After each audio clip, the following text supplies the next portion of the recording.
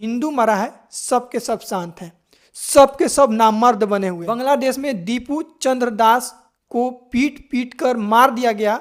उससे यह नहीं पूछा गया कि तुम छोटी जाति हो या बड़ी जाति हो, तुम राम को मानते हो या नहीं। ना कोई कैंडल मार्च, ना कोई प्राइम डिबेट, ना कोई बहस, ना कोई इस पर चर्चा, ना कोई सेकुलर गैंग इस पर बोलने वाला है, ना कोई पॉलिटिशियन बोलने वाला है, ना कोई क्रिकेटर बोलने वाला है। और हिंदू तो वही बात है कि आज उसकी कत्ल पर मैं भी चुप था, मेरा नंबर अब आया, मेरे कत्ल पर आप भी चुप हैं, अगला नंबर आपका। उसकी गलती ये थी कि वह हिंदू था। के कत्ल पर मैं भी चुप था, मेरा नंबर अब आया, मेरे कत्ल पर आप भी चुप हैं, अगला नंबर आपका है। भारत में कहीं किसी को गोली इसलिए मार दी जाती है क्योंकि उस युवक का धर्म हिंदू होता है और उससे उसकी जाति नहीं बल्कि धर्म पूछकर गोली मार दी जाती है।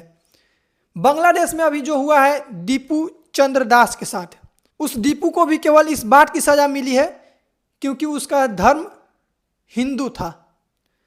भारत में अक्सर ये देखा जाता है कि यहाँ पे जो हिंदू समुदाय के लोग हैं, हिंदू हैं, वो अलग अलग जातियों में लड़ते हैं। हम ठाकुर हैं, हम ब्राह्मण हैं, वो छोटी जाति है, वो नीच जाति है। छोटी जाति वाली जो है वो बोलते हैं कि हम राम को नहीं मानते हैं, मेरा अलग ये है। मतलब अलग अलग लोग, अलग अलग जाति, अलग अलग बात करते हैं। लेकिन बांग्लादेश में अभी जो हुआ, बांग्लादेश में दीपू चंद्र दास को पीट पीट कर मार दिया गया और उसके बाद पेड़ से लटकाकर उसे जिंदा जला दिया गया। उससे ये नहीं पूछा गया कि तुम छोटी जाति हो या बड़ी जाति हो, तुम राम को मानते हो या नहीं मानते हो। उससे बस ये देखा गया कि उसका धर्म हिंदू है, उसका पूर्वज हिंदू है, और बस इस बात की सजा बांग्लादेश में दीपू चंद्र दास को दी गई। इस पूरी घटना पर हम बात करेंगे, दीपू चंद्र दास के साथ जो हुआ उस बात पर हम पूरी बात करेंगे। लेकिन उससे पहले थोड़ा सा हम बिहार वाले घटना पे आते हैं। बिहार में अभी नीतीश कुमार नियुक्ति पत्र बांट रहे थे, उस दौरान एक महिला की हिजाब को खींच देते हैं। इस पर इतना बवाल मचता है कि मानो कि उस महिला के साथ नीतीश कुमार ने क्या ही कर दिया हो। और मात्र हिजाब खींचने भर से बिहार का ये कांड उमर अब्दुल्ला से लेकर महबूबा मुफ्ती तक पहुंच जाता है और इस पर उमर अब्दुल्ला से लेकर महबूबा मुफ्ती तक के बयान आ जाते हैं। लेकिन बांग्लादेश में जब किसी हिंदू को पीट पीट कर मार दिया जाता है और उसे पेड़ से लटका कर जिंदा जला दिया जाता है, तब किसी महबूबा मुफ्ती उमर अब्दुल्ला को यह नहीं दिखाई देता है। तब किसी बॉलीवुड वाले सेकुलर गैंग को यह नहीं दिखता है कि किसी देश में किसी हिंदू के साथ कोई और समुदाय क्या कर रहा है। जरा सोचिए एक मिनट के लिए कि अगर सेम यही कांड अगर किसी और समुदाय के साथ हुआ होता तो आज क्या होता। अगर ये किसी और समुदाय के साथ हुआ होता तो अब तक 56 देश इस पर हाहाकार मचा देते, बवाल मच गया होता, पूरा मतलब देश में आगजनी फैल जाती है, ऐसा तांडव होता। लेकिन हिंदू मरा है, सबके सब शांत हैं, सबके सब नामर्द बने हुए हैं। किसी के मुंह में आवाज़ नहीं है, कोई ट्वीट नहीं कर सकता है, ना कोई कैंडल मार्च, ना कोई प्राइम डिबेट, ना कोई बहस, ना कोई इस पर चर्चा, ना कोई सेकुलर गैंग इस पर बोलने वाला है, ना कोई पॉलिटिशियन बोलने वाला है, ना कोई क्रिकेटर बोलने वाला है। और हिंदू तो वही बात है कि आज उसकी कत्ल पर मैं भी चुप था, मेरा नंबर अब आया, मेरे कत्ल पर आप भी चुप हैं, अगला नंबर आपका है। हिंदू बस अपनी बारी का इंतजार करता है कि चलो दीपू चंद्रदास मरा है, मुझे उससे क्या। लेकिन अगर ये घटना किसी और समुदाय के साथ होता तो सोचिए क्या होता।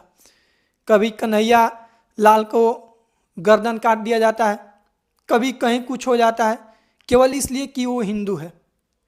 अभी नीतीश कुमार वाला मुद्दा इतना फैला केवल एक हिजाब हटाने के संदर्भ में।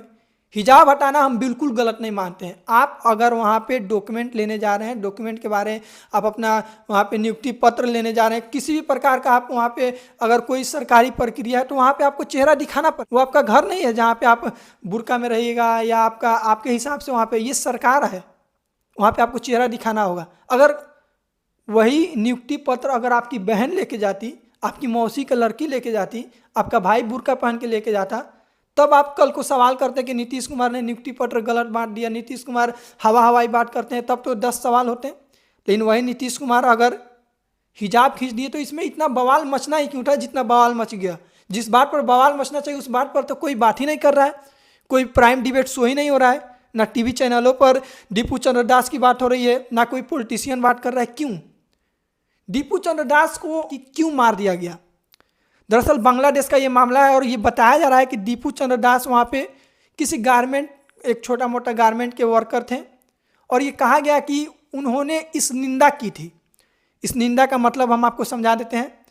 इस निंदा का मतलब ये होता है कि ऐसा उन पे आरोप लगाया गया कि दीपू चंद्र दास ने इस्लाम धर्म का अपमान किया और इस्लाम धर्म को लेकर वैसा कुछ बात कहा, शेयर किया, फेसबुक पे डाला। ऐसा आरोप लगाते हुए उनको इतना पीटा गया कि पीट पीट कर उनको मार दिया गया और मारने के बाद पेड़ से लटकाकर उनको जला दिया गया और उसके बाद उस चीज़ का वीडियो बनाया गया। सोचिए कितनी दरिंदगी की गई है उस इंसान के साथ, केवल इसलिए कि वो हिंदू था। इस बात को ध्यान रखिएगा, केवल उसकी गलती ये थी कि वह हिंदू था। उसके बाद उसको जला दिया गया। उसके बाद जब अब बांग्लादेशी एजेंसी इस बात की जांच कर रही है, इस मामले को जांच कर रही है, तो ऐसा कहीं कुछ मतलब प्रत्यक्ष या कोई सबूत नहीं मिलता है जहाँ पे ये साबित हो सके कि दीपू चंद्र दास ने इस्लाम को लेकर, इस्लाम धर्म को लेकर कोई आपत्तिजनक, अपमानजनक बात किया हो, कहीं पोस्ट शेयर किया हो। जबकि खबरों में तो ये भी बताया जा रहा है कि उस लड़के के पास वैसा कोई फ़ोन भी नहीं था जिससे वो सोशल मीडिया से कनेक्ट हो पाए, सोशल मीडिया पर कुछ कह पाए। लेकिन अफवाह ऐसा फैला दिया गया और अफवाह फैलने के बाद वैसे वहाँ पे जो कट्टरपंथी लोग हैं उन्होंने ना कोई जांचा, ना सबूत देखा, ना कुछ, और उस लड़की की जान ले ली।